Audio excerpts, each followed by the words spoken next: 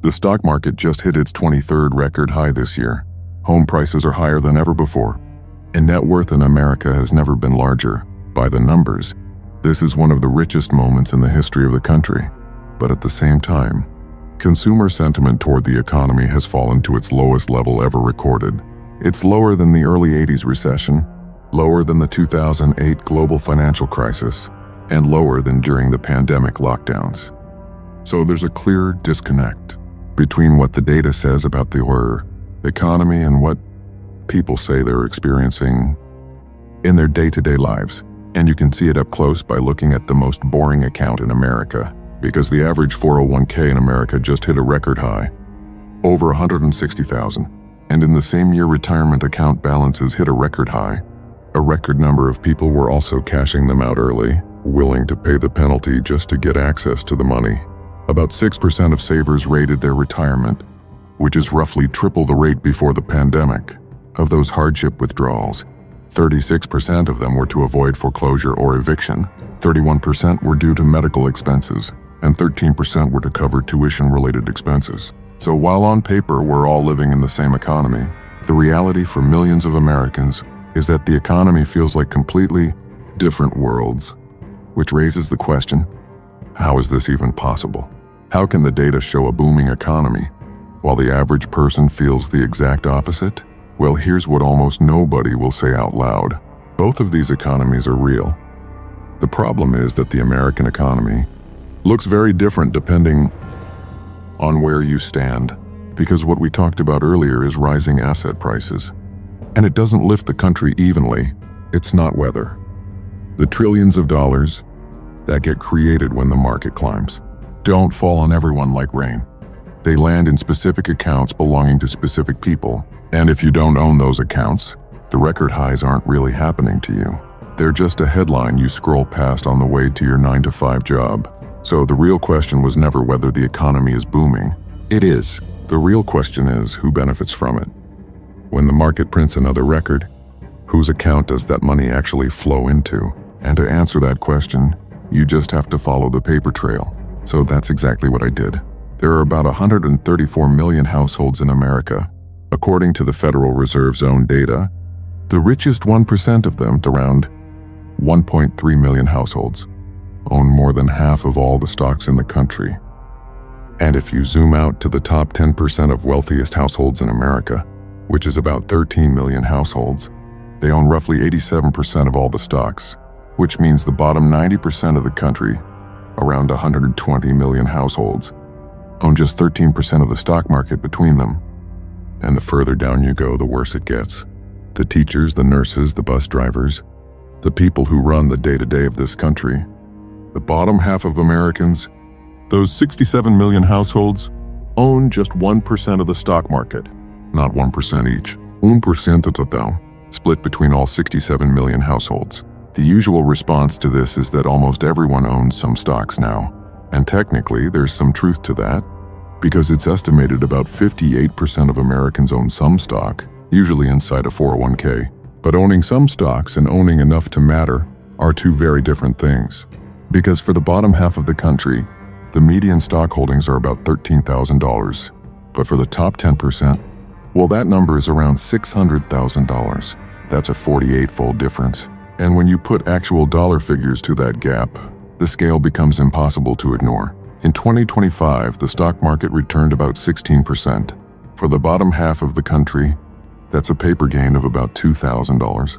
But for the top 10%, that same 16% return in the market handed them over, about $96,000. And this is just 1 year we're looking at. Now consider that the market has risen over 120% since 2020. So while participation in the market got democratized, the dollars never did. The richest households, who own almost all the stocks, benefit from almost all the gains, while the bottom half of Americans fight for the scraps. But let's forget about the charts for a second and look at the ground level, because the story you keep getting told is simple. The consumer is strong, spending is holding up, the economy is fine, and on the surface it could appear that way. But the truth about the average American consumer isn't in the headline. It's in their wallets, and you have to start with the money coming in. Last month, Average hourly earnings were up about 3.6% from a year earlier, which sounds like a raise. Except over that same stretch, inflation was up 3.8%, which means the raise got eaten by inflation before it ever landed. So before the average American spends a single dollar, they're already losing ground. And this is being felt everywhere. Gallup held a survey where they asked Americans to name the single biggest financial problem facing their family. The top answer wasn't low wages, and it wasn't unemployment. It was the cost of living. High cost of living and inflation was named by 31% of Americans as the single most important financial problem facing their family today, which is near the highest level seen in the more than 20 years. Gallup has run this survey, and once you remember that prices are up over 28% since the start of 2020, it isn't hard to see why 55% of Americans say their financial situation is getting worse. So add this all up and it leads to one question. If the average American's finances look this grim, how is consumer spending still going up? Where's the money coming from? And there's an answer. It's coming from the future. From debt. The first place is credit cards. Americans are now carrying about $1.25 trillion of credit card debt, and the average interest rate on these credit cards is now sitting around 23%. And this isn't the rich chasing credit card points or airport lounge access. It's the opposite. Among people who carry credit card debt, Bankrate found that 33% cite day-to-day expenses as the primary source of their debt. So they're not financing a vacation. They're financing just to keep going. There's even a new name for this. It's called survival debt, because what started as just a slight concern is quickly becoming a full-blown crisis for millions of Americans. Mike Croxon, who runs the National Foundation for Credit Counseling, which is the largest nonprofit credit counseling network in the country, summed it up best. He said, "We are seeing a disturbing shift from discretionary debt to survival debt. And the scary part about this kind of debt is that, for the people in it, there's usually no clear way out. Which is why, according to Bankrate, 61% of people with credit card debt have now been carrying that debt for at least a year. This is an 8-point increase since 2024. And it doesn't just stop at credit cards. There's another new kind of debt that's spreading fast. You've probably seen the memes. People financing a Chipotle burrito by splitting it into 4 payments. This new kind of debt is a form of financing that lets people buy something today and pay for it in smaller installments over time. It's called buy now, pay later, and it used to just be for things like furniture and concert tickets. But now, more than 90 million Americans use it. According to LendingTree, more than a quarter of buy now, pay later users say they've used these loans for groceries, and more than half say they couldn't make ends meet without using it. So, a significant chunk of the country is now financing their trip to the grocery store just to get through the week. And there's one last piece of the puzzle that shows just how scary things have gotten. It's the thing that's supposed to catch a family when something breaks. Savings. The personal savings rate has dropped to about 2.6%, near the lowest level on record, and down from 5.5% a year ago. And it gets much worse. Economists at the Bureau of Labor Statistics and the KU, Bureau of Economic Analysis, ran the numbers on savings across the income scale, and they found that for the bottom half of the country, more than 65 million households, the savings rate is actually negative, which means the bottom half of America is spending more than they bring in after taxes and running a loss every single month. So it's not just that they're missing a safety net, it's that they're sinking deeper and deeper every month. That's the divide. The rich are pulling away, while everyone else is borrowing to keep their heads above water. It's the same country, but completely different Americas. And for years, economists had a name for this: the K-shaped economy. Winners on the top arm, losers on the bottom one, and the gap between them stretching wider. It's the phrase "the rich get richer and the poor get poorer" drawn as a letter. But that's not the true shape of the US economy anymore. The more honest shape of the American economy right now is an E. Here's what it would look like. Picture a normal letter E. 3 horizontal bars the same length stacked evenly. Now take the top bar and stretch it way out, far past the other 2. Leave the bottom bar low down near the floor, and take that middle bar and tilt it so it slopes downward.